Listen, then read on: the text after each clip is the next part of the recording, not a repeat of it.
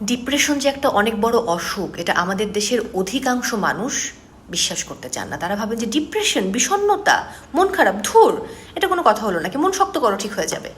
এত সহজে তো মনটাকে শক্ত করা যায় না। যিনি ডিপ্রেশনে থাকেন তিনিই কেবল জানেন যে তিনি আসলে কোন মানসিক অবস্থার মধ্য দিয়ে যান, এবং এটা যে কতটা কঠিন, এবং এই ডিপ্রেশনের মতো একটা বড় অসুখ আপনার শরীরে আরও নানা রকম অসুখের সৃষ্টি করে।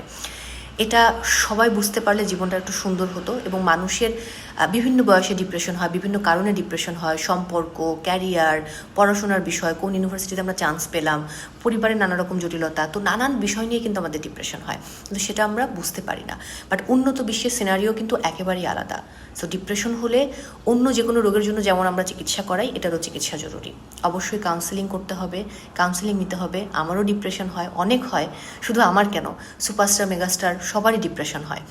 এবং এক একজনের ডিপ্রেশনের কারণ এক এক রকম। আবার অনেক সময় কেন ডিপ্রেশন হচ্ছে সেই কারণটা আমরা খুঁজে বের করতে পারি না। সেটা হয়তো আমরা মানসিকভাবে হয়তো জানি না যে কিসের জন্য হচ্ছে, কিন্তু খুব বিষণ্ণ লাগে, এবং এই বিষণ্ণতা একটু একটু করে আমাদেরকে শেষ করে দেয়। সো আপনার আশেপাশে যদি কোনো বন্ধু থাকে যে বিষণ্ণতা রয়েছে, ডিপ্রেশনে ভুগছে, তাকে সহযোগিতা করুন, তার পাশে দাঁড়ান, এবং নিজেকেও চেষ্টা করুন ভালো রাখতে। এটা আসলে খুব বেশি জরুরি।